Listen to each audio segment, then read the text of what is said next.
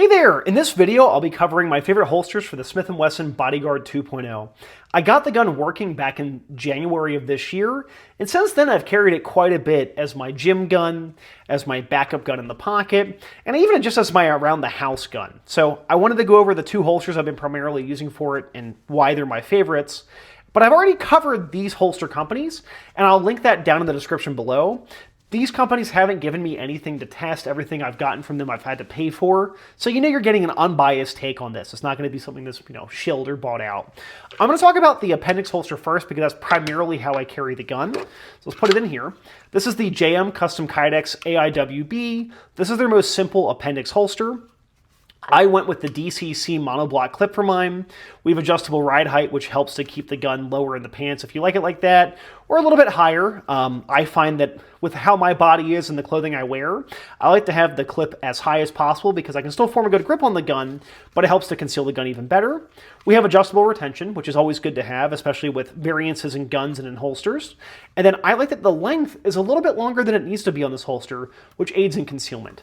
By that, I mean that when we're carrying the gun, and this part's inboard to the body, this is a little bit longer. It'll actually help to kind of tuck the gun closer into your gut. I really dig that because it helps to keep the gun nice and concealed.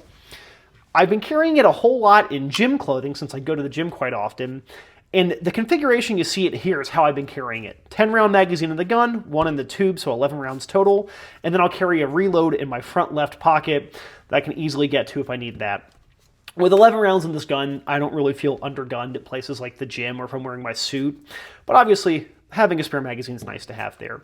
But this has been a really easy holster to carry. I've got no gripes with it. Any gripes I have with carrying the Bodyguard, honestly, are Bodyguard related and not holster related.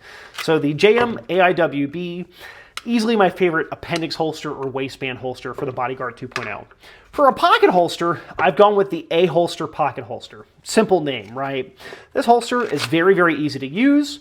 Put the gun into the holster, then you put it into your pocket. This one's set up for right-handed use, and you can kind of see that by the curve here.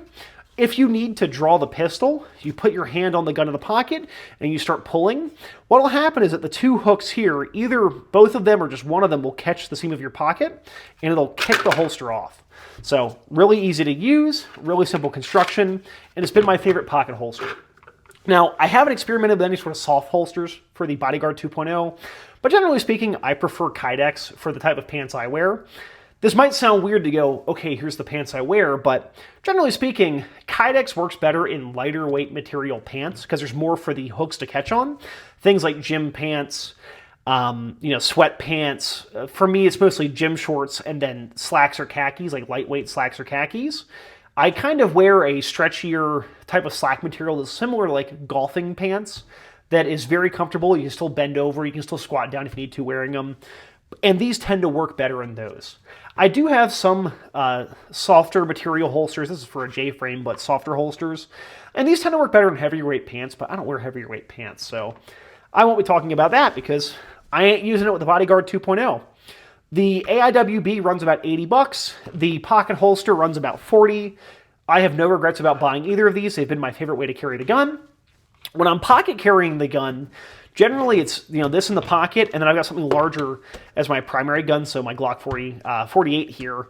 But it's been a good little combo. I'm normally pocket carrying a J-frame just because these are really easy to grab onto in the pocket and get out, and they're generally going to be reliable if they get a little bit linty and whatnot. But this gun with this holster has just been a joy to carry in the pocket as a backup to something larger. Or in a lot of cases, not that I've had to draw and use the gun, this might be the first gun you go for because you can already have your hands in your pockets and you're already forming a grip on the pistol, right? So real simple there. All in all, the Bodyguard 2.0 has been a very pleasant gun to carry. It's just that the process to getting it to being a good, reliable pistol took a long time.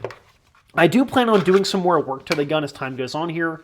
Notably, I want to swap the sights. I'll link it down below, but I covered XS sights at SHOT Show last month. They've released a new rear sight for this gun that is a smaller rear sight, which is something that I do want because despite what people say about precision and accuracy and this and that, this is a gun that I know can shoot pretty well.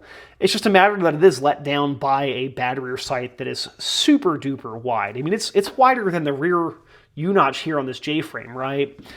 So I'm going to be replacing that rear sight once XS actually gets their sights into production, and then we'll go from there. So yeah, I don't know if you guys like either of these holsters, but these are my favorites for carrying the Bodyguard 2.0. If you have a Bodyguard 2.0 that you've been carrying, how are you carrying it? Let me know in the comments down below, and thank you for watching.